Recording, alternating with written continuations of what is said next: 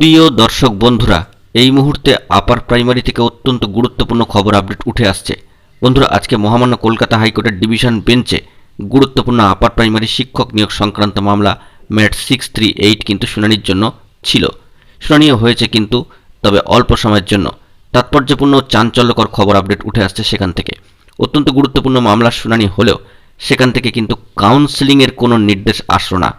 মহামান্য কলকাতা হাইকোর্টের সম্মানীয় দুই বিচারপতির ডিভিশন বেঞ্চের তরফ থেকে কাউন্সেলিংয়ের বিষয়ে অত্যন্ত পজিটিভ থাকা সত্ত্বেও কিন্তু কাউন্সেলিং সংক্রান্ত কোনো বিষয়ের নির্দেশ বা অর্ডার কিন্তু আজকে আসলো না। সম্মানীয় মাননীয় মুখ্যমন্ত্রী কয়েকদিন পূর্বেই কিন্তু জানিয়েছিলেন যে 24,000 নিয়োগ কিন্তু রেডি, 24,000 শিক্ষক নিয়োগ করতে তারা কিন্তু ইচ্ছুক, সবুজ সংকেত কিন্তু রয়েছে।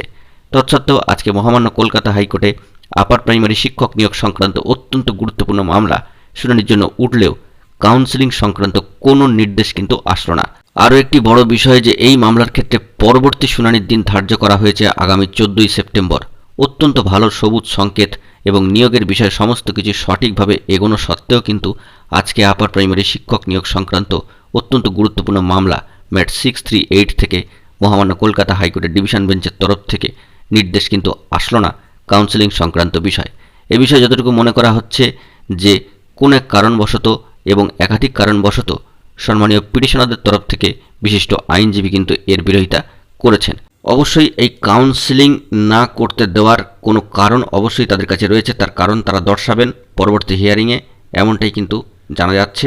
তবে আশা করছি আমরা পরবর্তী হিয়ারিংয়ে কোনো গুরুত্বপূর্ণ আপডেট উঠে আসবে ও কাউন্সেলিং সংক্রান্ত বিষয় নির্দেশ আসবে। অত্যন্ত তাৎপর্যপূর্ণ বিষয় যে সম্মানীয় মাননীয় মুখ্যমন্ত্রীর সবুজ সংকেত থাকা সত্ত্বেও যেখানে খোলা সভা মঞ্চে টিএমসিপির একেবারে মঞ্চ থেকে, অনুষ্ঠান মঞ্চ থেকে তিনি কিন্তু এই বার্তা দিয়েছিলেন। তৎসত্ত্বেও আজকে শুনানি থেকে কিন্তু কোনো অর্ডার আসলো না কাউন্সেলিং সংক্রান্ত বিষয়ে। আগামী হিয়ারিং দেওয়া হয়েছে 14ই সেপ্টেম্বর। বন্ধুরা, এখন এই পর্যন্তই। গুরুত্বপূর্ণ আপডেটগুলি পাওয়ার জন্য চ্যানেলটিকে সাবস্ক্রাইব করে সঙ্গে থাকুন। ধন্যবাদ।